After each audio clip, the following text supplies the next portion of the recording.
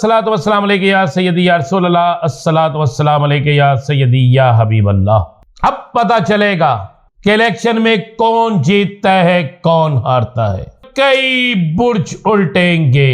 पहली बड़ी खबर आपको दे दूं, ये वो खबर है जो तमाम सियासी जमातों पर बिजली बनकर गिरेगी, जो तमाम सियासी जमातों को हिला के रख देगी। पहली बड़ी खबर यह है,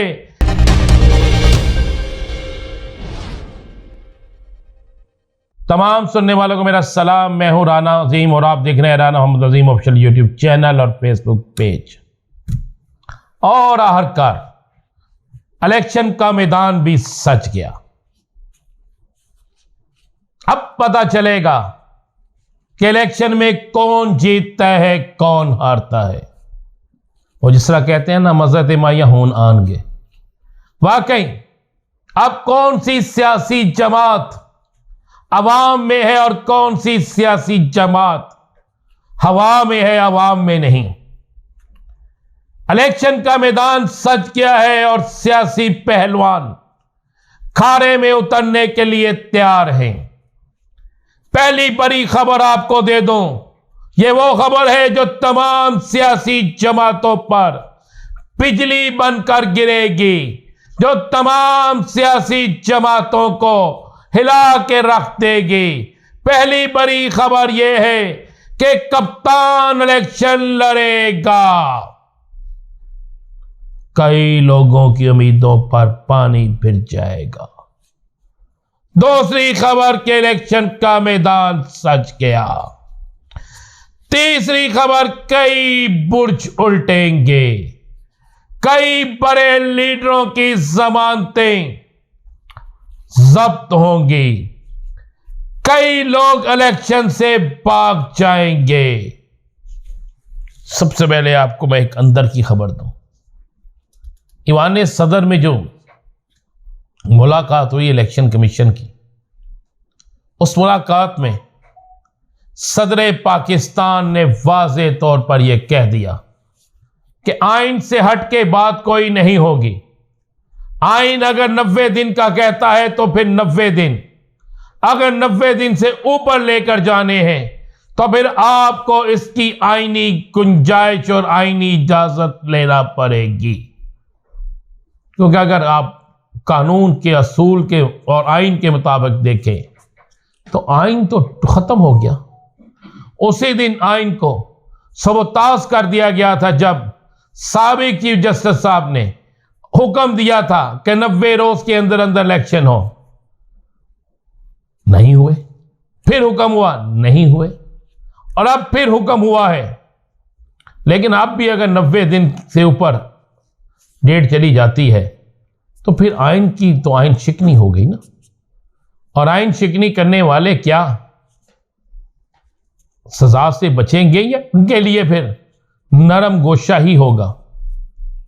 ये सवालात तो उठेंगे, आज नहीं तो कल, कल नहीं तो परसों, परसों नहीं तो किसी और दिन ये सवालात उठेंगे। अगर ये केस उठ सकता है सानिया बल्कि फैजाबाद धरना और दीगर मामला, तो ये मामला कभी नहीं उठेगा? जरूर उठेगा। बड़ी बहस हुई है ईवान सदर में, लेकिन ईवान सदर में होने वाली बहस के बाद मेरी इत्तला के मुताबिक एक ही बात वहां बार बार की गई है कि इलेक्शन आइन के मुताबिक 90 रोज के अंदर कराई जाए। इसके लिए बहुत से लोगों के पास जवाब नहीं था, जिसके बाद जो भी जवाब था आज आपने अदालत उस्मा से सुन लिया।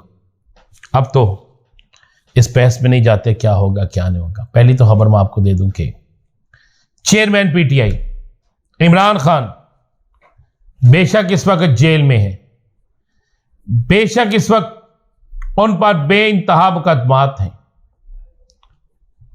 कसूर, फैसलाबाद, गुजरांवाला, पता नहीं कहां कहां से मुकदमात जो है उनमें उन्हें शामिल तफ्तीश किया जा रहा है, इस्लामाबाद, पिंडी के में। लेकिन इन तमाम चीज़ों के बावजूद अभी तक वो मुल्ज़म है, मुजरम नहीं।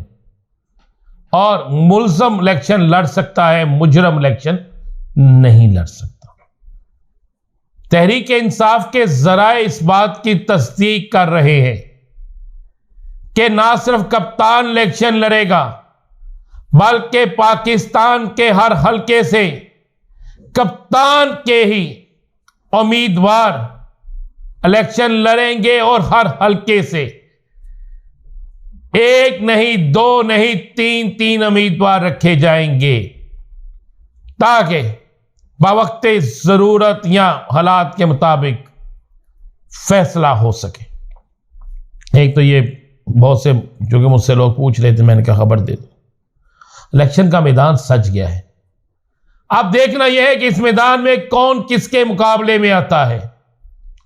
बहुत से सियासी रहनुमा अपने मर्जी के हलके ढूंढ रहे हैं जहां से बासानी उन्हें इलेक्शन में फतह मिल जाए, लेकिन यह पाकिस्तान के वाहिद इंतखाबात होंगे। यह पाकिस्तान का वाहिद इलेक्शन होगा जिस इलेक्शन में किसी सूरत में भी कोई भी उम्मीदवार आराम से इलेक्शन नहीं जीत सकेगा। उसकी वजूहात बड़ी क्लियर है। 5,59,00,000 से जायद यंगस्टर वोटर हैं जो पीडीएम की तमाम सियासी जमातों को उनकी अक्सरियत रिजेक्ट कर चुकी है। उसके बाद अवाम को सियासी जमातों की तरफ से, पीडीएम की तरफ से कोई ऐसा रिलीफ नहीं मिला कि अवाम खुश होकर उन्हें वोट दें। जलसे जुलूसों में पकड़ दकड़ कर, दे दिलाकर लोगों को लाया जा सकता है, लेकिन पोलिंग डे होता है। पोलिंग में अंदर स्टैंप जो लगती है वो अपनी मर्जी से लोग लगाते हैं। अब इस सियासी मैदान को सज गया है। सियासी खारे में सियासी पहलवान उतर गए हैं।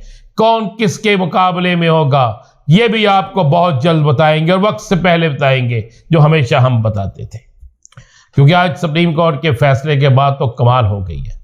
और आज एक और बड़ी खबर आपको दे दूं।